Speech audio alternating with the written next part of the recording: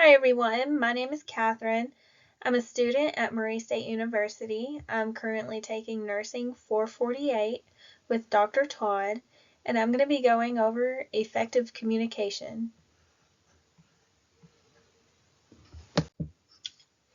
My goal is to educate fellow nurses on the importance of effective communication. Uh, in turn, I intend for this to improve patient care and outcomes and reduce number of medical errors related to communication. My two objectives include explaining what effective communication is and describe the effects it has on patient care and outcomes.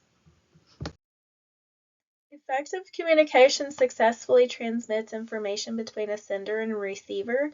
There's many ways to communicate. There's verbal and nonverbal, like expressions and body language. There's written and active listening. There's different ways to verify that the information received is the information that was sent, and that's like closed loop communication. There's teach back. Whenever you're communicating, you can use visual aids to help reiterate that message you're sending.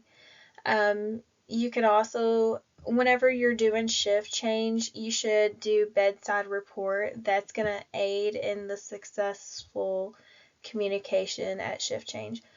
So that's going to allow patients to verify information. They're going to be able to give their input. They're going to add to um, increase the nurse's knowledge into what's going on, like symptoms, any kind of changes, um, anything that the patient thinks needs to be added can be verbalized by the patient at that time. That's going to aid in the transparency and honesty, um, which is going to help that nurse-patient relationship. They're going to be more forthcoming with information. They're going to feel more included in their treatment and care plan. Um, Furthermore, uh, whenever you do effective communication, it's going to have positive effects in every aspect of nursing, um, from the assessing, diagnosing, treating. It's going to reduce number of readmissions.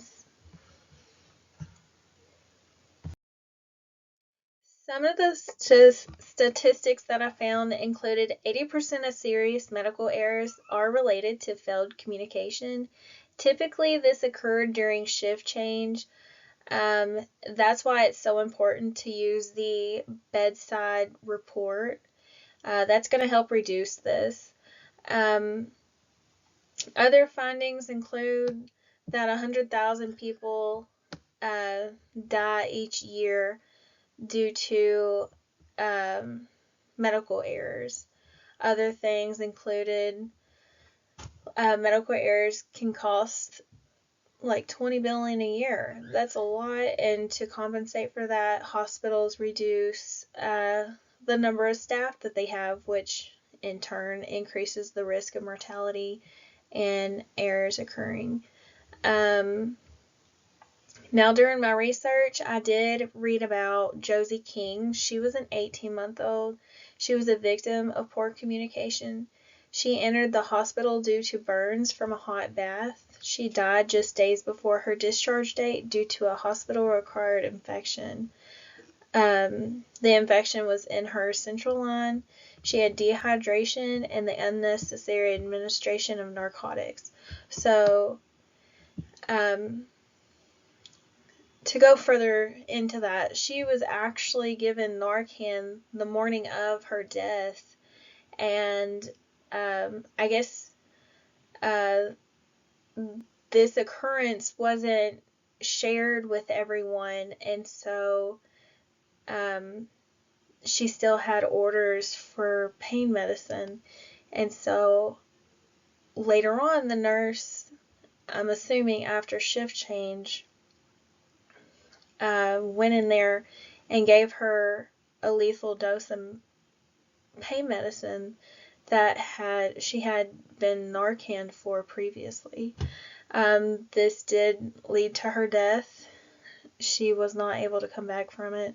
Her mom was at bedside and held her, and had even told the nurse that she was not supposed to be given any pain medicine anymore. And the nurse said she could have it and gave it, instead of reaching out to verify that she should still be given this dose of pain medicine. So many communication errors occurred in her instance to lead to her death.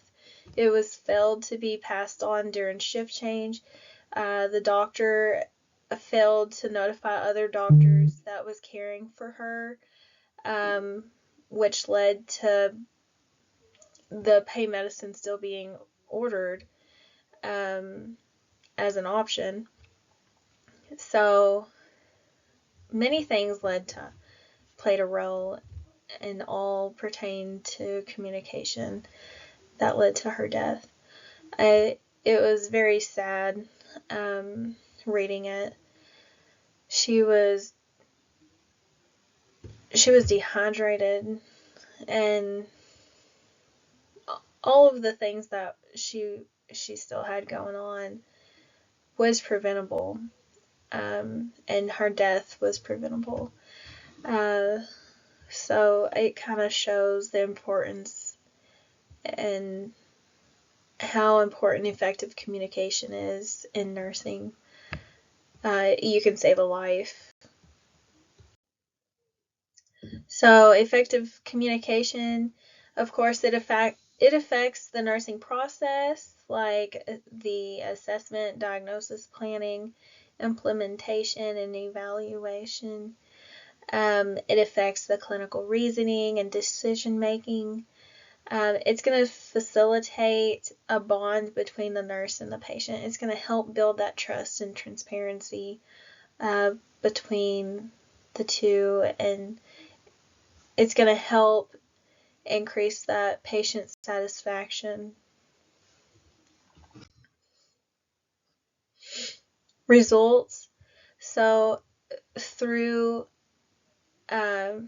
improved effective communication, you're going to see improved understanding of patient conditions and needs.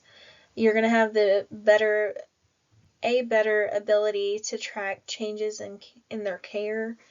You're going to see that it's going to enable nurses to better advocate for their patients, which all are going to increase the how well the patient is cared for. It's going to reduce the number of errors being made, and it's going to help better successfully treat that patient. So, conclusion, effective communication is the successful exchanging of information from a sender to a receiver. There are many benefits to it, like saving a life, like Josie King. It's going to reduce the number of medical errors occurring every year, and it's going to reduce the amount spent on medical errors. It's going to increase the success and outcomes of the patient. They're going to know, with patient education, they're going to be better able to care for themselves at home and treat their conditions and diagnoses. So it's going to reduce the number of readmissions. So you're going to see that patient outcomes and satisfaction improve significantly. And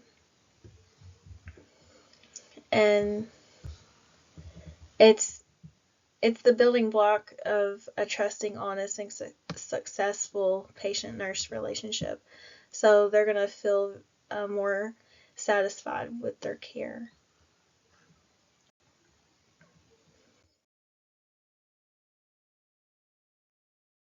Please place any questions down below.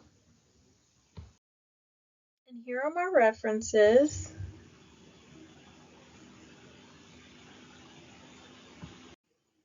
And thanks everyone for watching.